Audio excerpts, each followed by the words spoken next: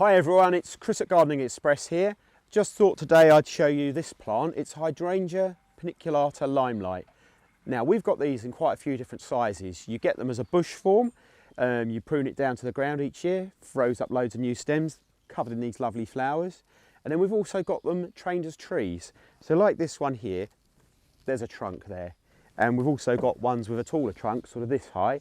You get a canopy of branches, you can almost sit under it, and it gets all these flowers all over them. So they look really quite spectacular when they come into bloom in the summertime.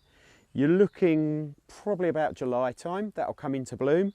It starts off quite a deep sort of lime green like this, and then that will slowly sort of fade off to a creamy colour, and then you can just see the colour coming in here, soft pink. Now by November, that will be a deep kind of burgundy colour. It will hold that bloom, it will go brown over a couple of weeks when the frosts come in, and then you get this lovely pattern sort of on there with the frost and everything dancing on there.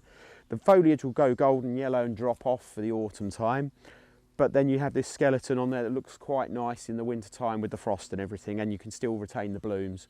Some people will cut them off and dry them too for indoor arrangements. Secret with these trees is, and all Hydrangea paniculatas, is your pruning.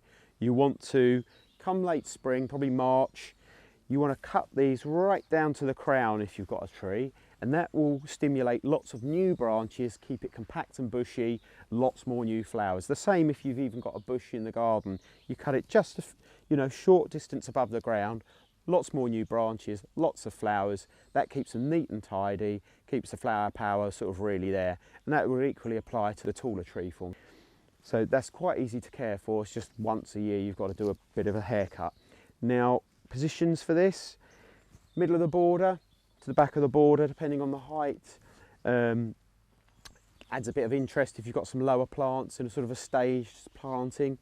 You can also put these in perhaps planters on a patio, either side of a doorway or something like that. Really sort of quite unusual and interesting with the flowers on. Beauty of course in a planter is you could have them in one area, and then when they're at their best put them in by those doors for a few weeks time, although it's quite long lasting. So that's Hydrangea Limelight. I'll see you next time.